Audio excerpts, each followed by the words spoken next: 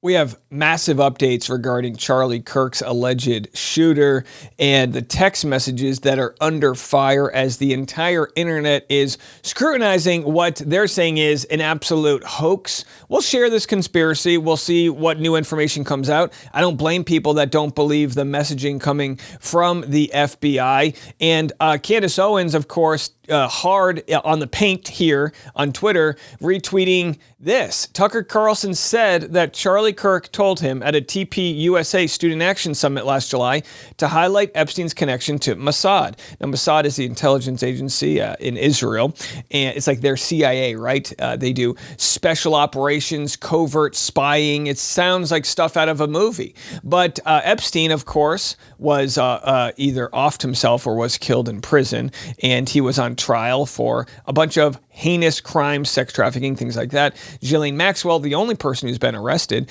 And now we're being told that there's nothing to the case whatsoever. Epstein did this all for himself, when in fact the truth might be that there's video evidence of billionaires and very powerful people that they don't want to come out. Well, Tucker Carlson is now saying that Charlie Kirk was discussing or having conversations about the connections to Mossad. Matt Gaetz responds and says, I have personal knowledge as to many of the claims Tucker is making here.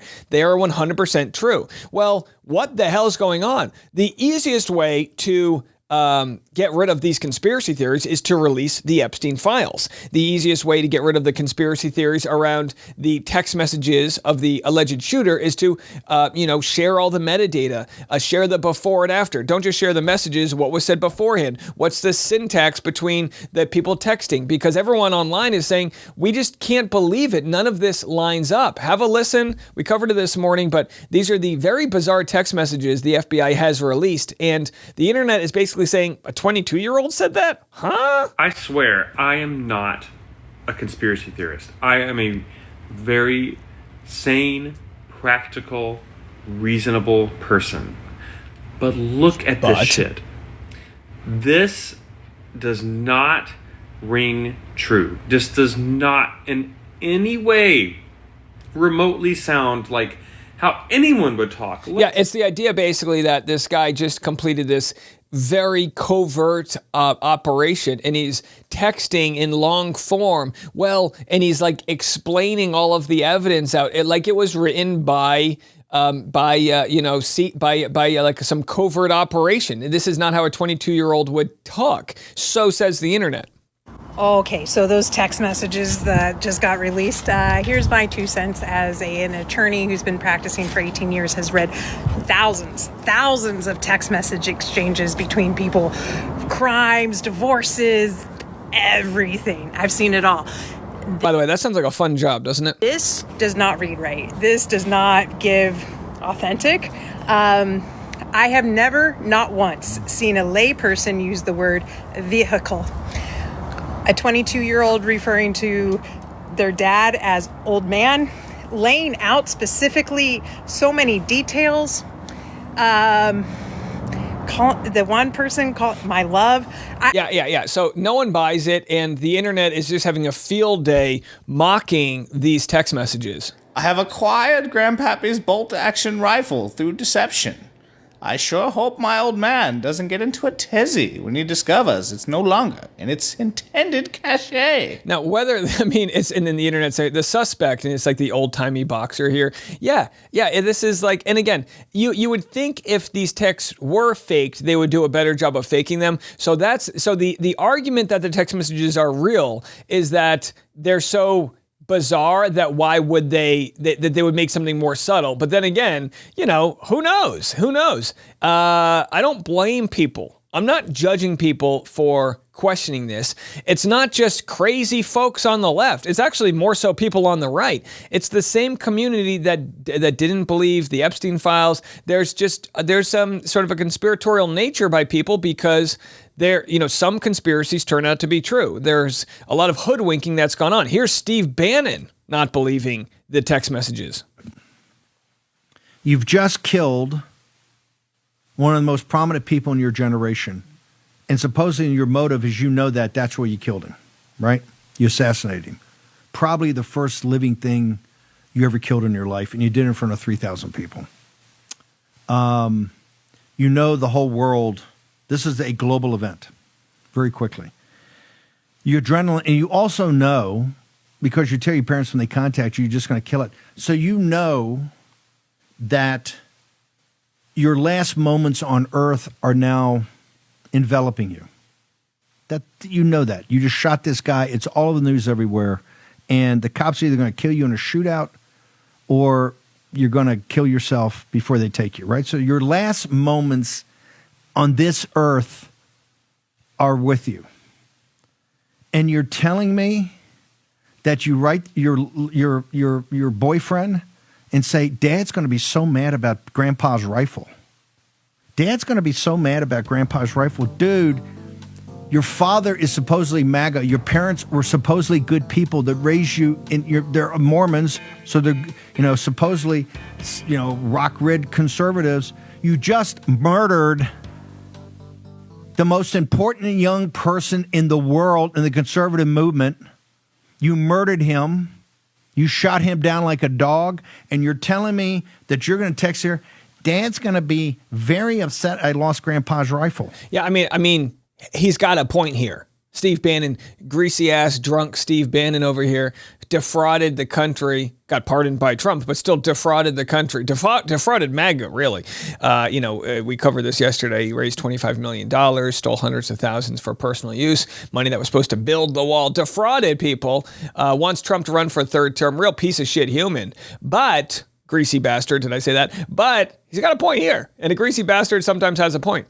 ChatGPT, scrubs the internet, again, not evidence in court, says high likelihood it's fabricated or highly doctored. The tone is too expository, almost like a screenplay. The content reads like someone trying to prove guilt rather than an authentic, messy exchange. Yeah, I mean, listen, and we know a thing or two about fake text messages due to what we've seen with Laura Owens, the coverage, where I'm a star witness for the state of Arizona, if you didn't know, coming in January over a fraudulent pregnancy scheme, which might not sound like a big deal, but it was to those that were involved.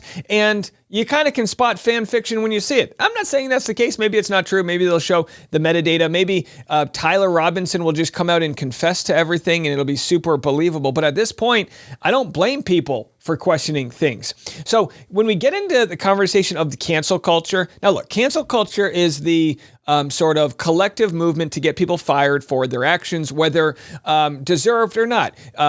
Bill Cosby was quote unquote canceled. And rightfully so. He's a piece of shit human. He's a terrible, terrible person. Other people like Aziz Ansari was like soft canceled because he went on a bad date and it didn't go well. So the pendulum swings in different directions. But some folks are canceled because of the pain and anger that others have. We're seeing this play out as lists are being formed online. If you had a reaction that doesn't fit into the scope of what people think you should react to with the Charlie Kirk stuff, you're deemed maybe you shouldn't have a job in healthcare or work as a fireman or have some job that is government.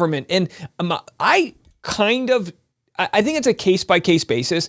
I think it's hard when you see death, when you have PTSD, to want to judge how people react to that. We want everyone to go, how could you laugh at a time like this? Well, some people laugh because it's the emotions in their body are releasing tension and they don't know what else to do. Some people laugh when they're in duress because it's a way to sort of de-escalate a situation. I am not here to judge how other people react. Well, the internet is. Here's Scott Galloway, NYU professor, and Jess Tarloff. She's one of the lone progressive voices on Fox News discussing cancel culture and how it's rearing its ugly head in the Republican Party. Are we watching the right, Jess, reinvent cancel culture under a different name? The right has always been pretty into cancel culture. They just packaged it up as a problem of the left. This has been going on for a long time, boycotting brands, complaining that they're not getting proper amplification. I'm sure you saw those, remember when they were complaining, and then it's like the top 10 sites on Facebook, it was like 8 of 10 are right-leaning, the top podcasts. Like,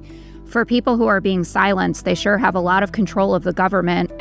Yeah, I mean, and look, and that's the truth. A lot of people on the quote unquote woke left would cancel you for their cultural ideology issues, people that don't agree with their thoughts on trans issues or whatever the case may be. And what you see in the MAGA movement is canceling over a sort of unified MAGA base, saying if you go against Trump, you'll be literally canceled in the most common democratic ways, which is we'll vote you out of office.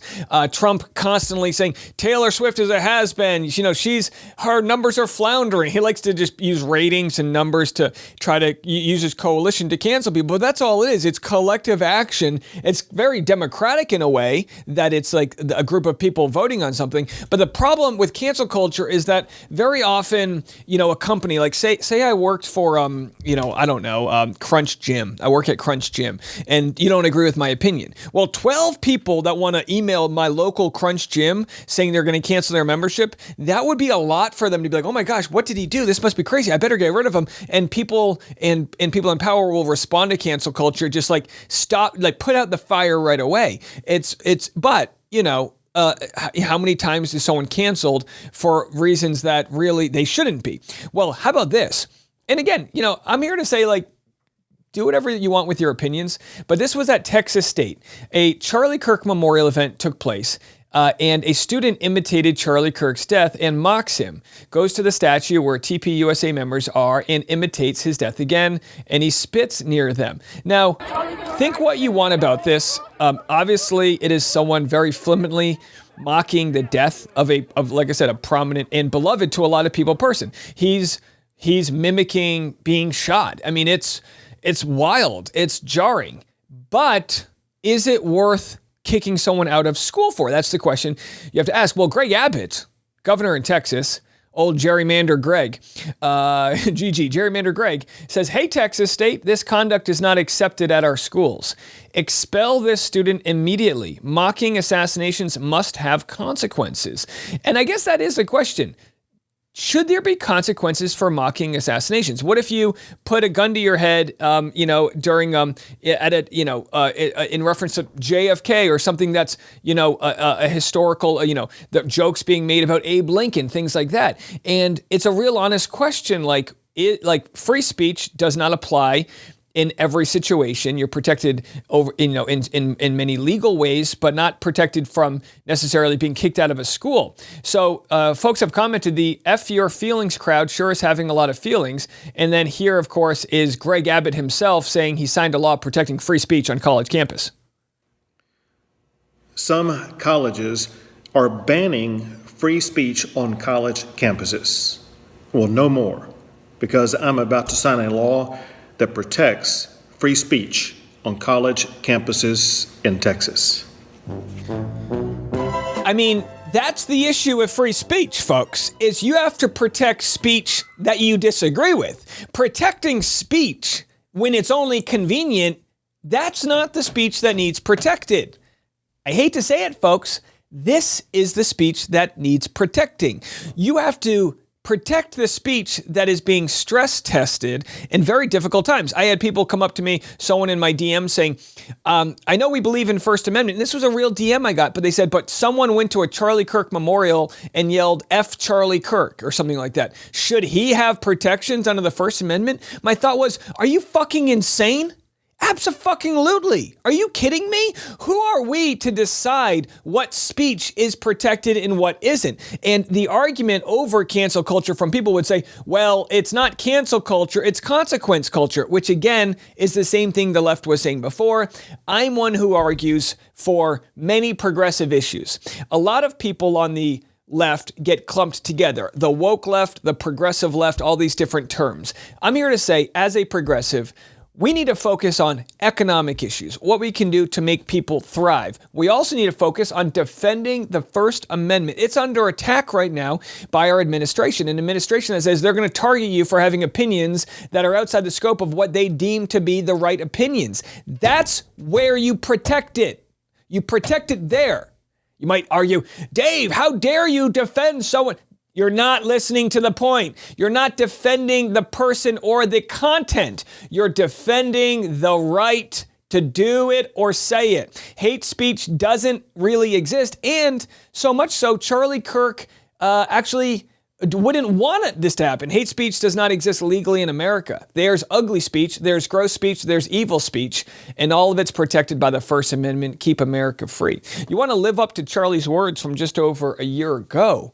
You don't kick someone out of school for mocking his own death. He wouldn't have approved. I mean, and this is where we're at. And I know it's heavy stuff to talk about, but this is where you have to stress test that. Well, we actually ran out of time in covering the Epstein files. We are so out of time. So we'll cover this on the morning. Make sure you subscribe to the channel.